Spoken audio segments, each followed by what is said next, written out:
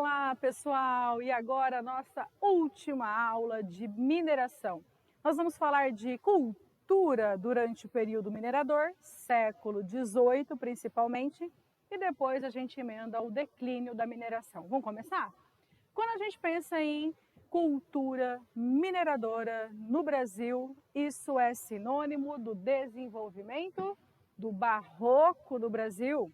O barroco foi um momento cultural que mais se desenvolveu a partir, inclusive, da riqueza que foi proveniente da mineração. Muitas pessoas faziam doações à igreja, a igreja expandiu-se em termos de arquitetura, de aumento de pessoas do clero na colônia, e normalmente essa arquitetura e essa expansão do clero estavam relacionadas ao barroco no Brasil. Por isso que o barroco brasileiro está muito ligado à religiosidade. Aparecem no Brasil, já que o Brasil se urbanizou, ficou maior em termos de cidade, apareceram muitas festas religiosas nesse período, festas que se popularizam até hoje no período contemporâneo. Como eu já havia dito aqui, prédios com arquitetura, com esculturas no estilo barroco. Eu coloquei prédios para você, às vezes, não confundir, né? A igreja enquanto instituição e literalmente o prédio chamado igreja. Se vocês forem para algumas cidades mineiras, como São João del Rei, você tem muitos desses prédios, essas igrejas construídas no período da mineração, tá? E aí, é claro, que se eu tenho desenvolvimento artístico, eu também tenho desenvolvimento intelectual, eu tenho grandes artistas desse século XVIII brasileiro. Um dos nomes mais lembrados e ligados a essa época mineradora, áurea, no sentido de apogeu da mineração mesmo, foi o senhor Aleijadinho. Esculpiu belíssimas obras, muitos anjos, né, sempre com a temática da igreja muito aflorada.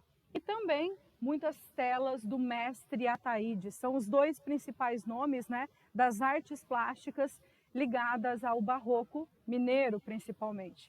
E também na literatura, nós temos grandes expoentes desse período, como Cláudio Manuel da Costa, tá? Então isso daqui é um grande desenvolvimento brasileiro ligado, atrelado à riqueza da mineração. Riqueza que não vai durar, né, todo o período colonial, né?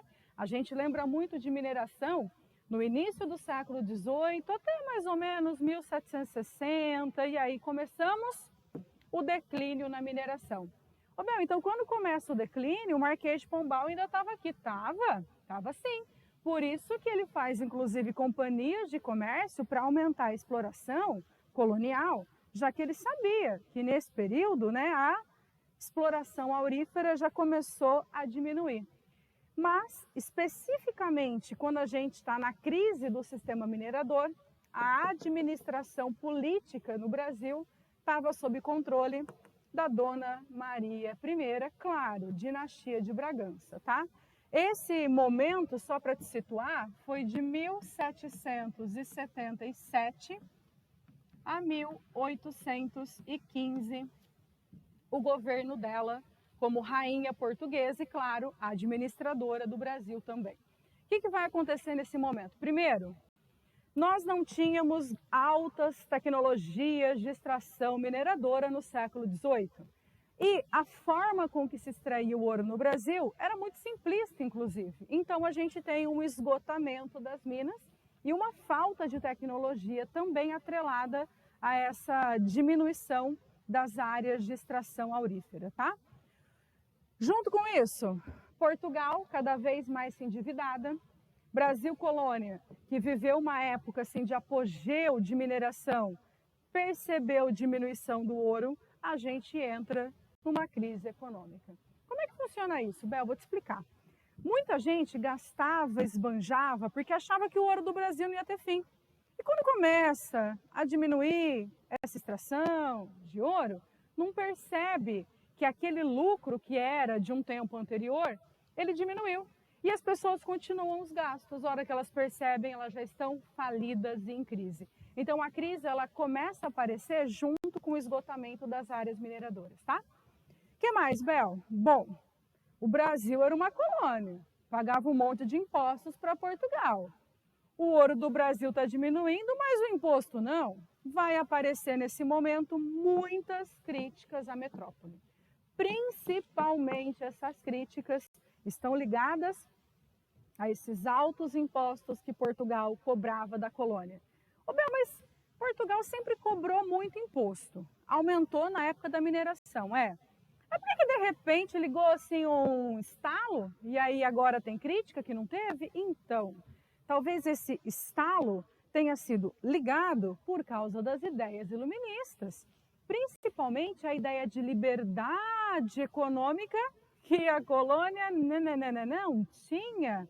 Então, isso também a gente já pode juntar com a influência do ideal de liberalismo econômico. Só que essas críticas estão juntas à decadência das minas.